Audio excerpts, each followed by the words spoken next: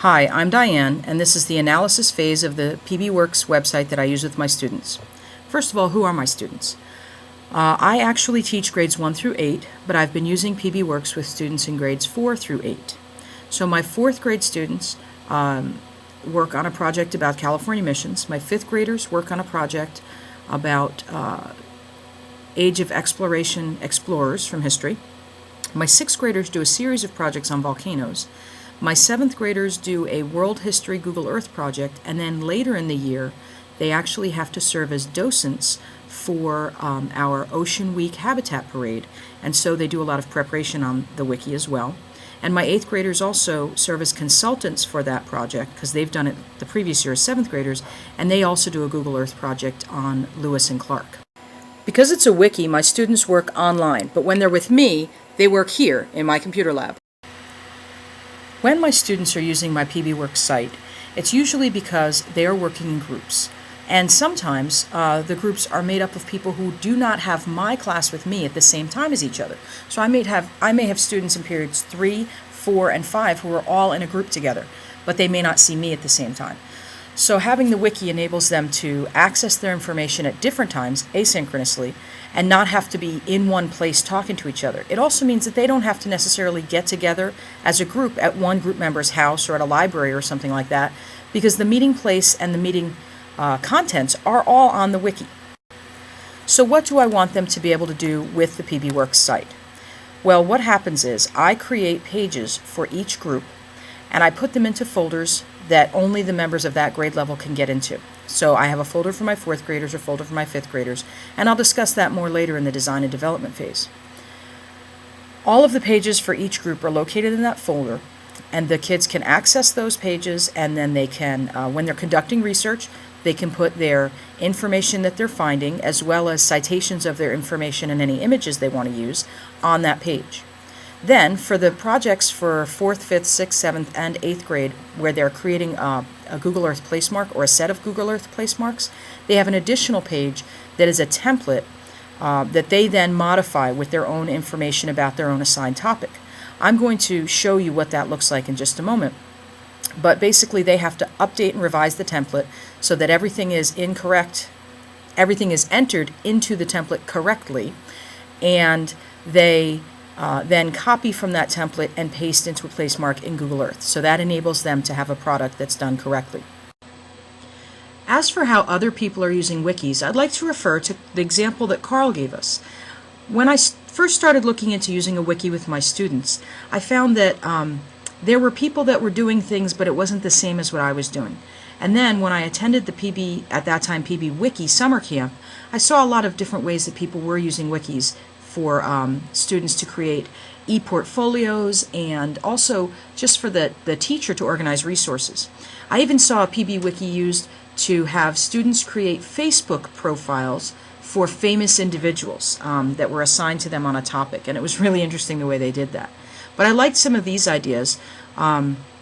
There is one group where it's resource creation, so maybe you can't go to a place you'd like your students to be able to visit on a field trip. You can make a virtual field trip. Okay, so there's some examples there. My project, or my wiki, is mainly used for student participation where students are collaborating and they're together creating something.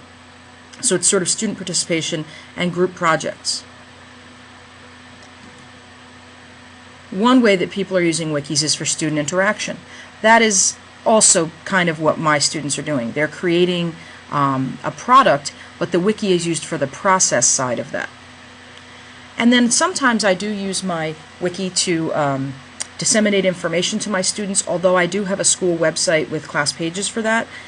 Sometimes when I want the students to go to a specific resource, or I want to give them specific information that they can access during class, I put it on the wiki, especially if they're already going to be visiting the wiki to work on their own pages. Here's a classroom newspaper, Student Hall of Fame, a scrapbook for a classroom. Sometimes people use it as sort of a website of information for the class. Also, there's some community outreach programs that are being done using wikis. That's kind of cool. And ways that maybe teachers can collaborate or keep track of assignments. Maybe more of the teacher using the Wiki as a productivity tool. I don't do that as much with my PBworks site, although I do have a second additional PBworks site that I use for teacher professional development, where I teach them how I use the PBworks site that I have for my students to do this other project with Google Earth. So I just wanted to share this list of resources that Carl pointed us to, because there's lots of ways that people are using wikis. I don't know a lot of people specifically who are doing exactly what I'm doing, though, so it was a little hard for me to find that. What about performance drivers? Well, first, skills and knowledge. My students actually have been using the computers for several years by the time they get to me, and they help each other quite a lot. They already know how to use a lot of the online tools that are very similar to a wiki, and it doesn't take them very long at all to learn PBworks.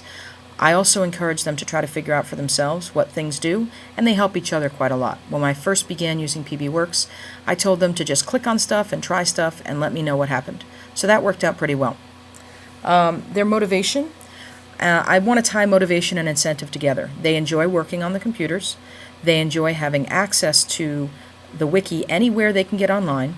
And for my students, that means home, potentially a parent's work, the public library, and here at school, both during class and after school or study hall hours.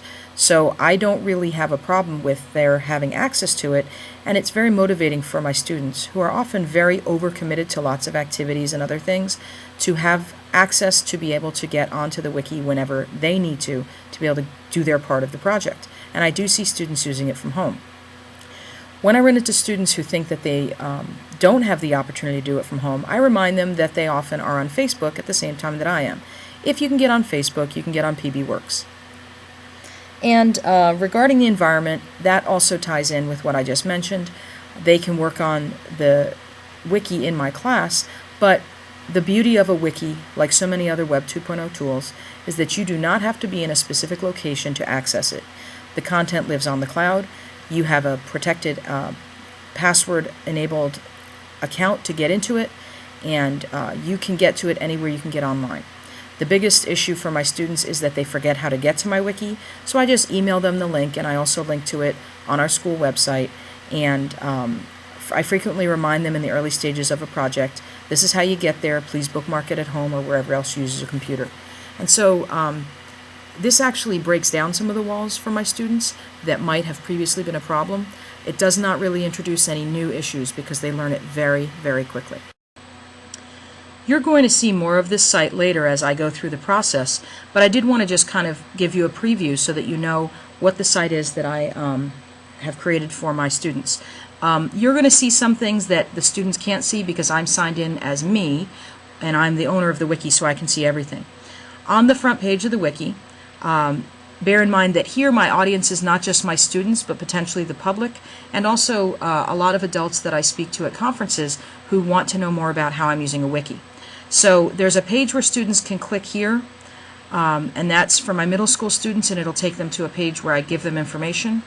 I recently added a page about learner motivation for my 6th and 7th graders who are creating projects where they have to consider their learners and what's going to make their own presentations more effective. And then down here I have some links to the templates that I use, and anyone can see the templates. However, the student's actual work is actually hidden behind folders where there's not access for everyone. There's a link to a page which is the same content as my Wiki AUP, and also a link from PBworks from our summer camp about Wiki etiquette. I have another page on the site that is strictly for finding images, and it tells my students how they can find images. And I have an embedded video, Wikis in Plain English by Common Craft, from YouTube, because I show that to my students the first few years that we use a wiki to remind them, or in the case of my 4th graders or any new students in 5th through 8th grade, what the wiki is and why we use that instead of, say, a presentation file like PowerPoint or a Word document. It explains what the wiki's purpose is and how they're going to use it. Within this wiki, I have some folders which I'm going to show you in a later stage so that you can see how I've designed it and how I use it with the students. Hopefully my analysis portion is the longest because you really do have to put a lot of time and thought into the analysis. Please join me for later blog posts which will include more videos showing you some more of the wiki that I use with my students, my PBworks site, and I will take you through the design, development, implementation, and evaluation phases.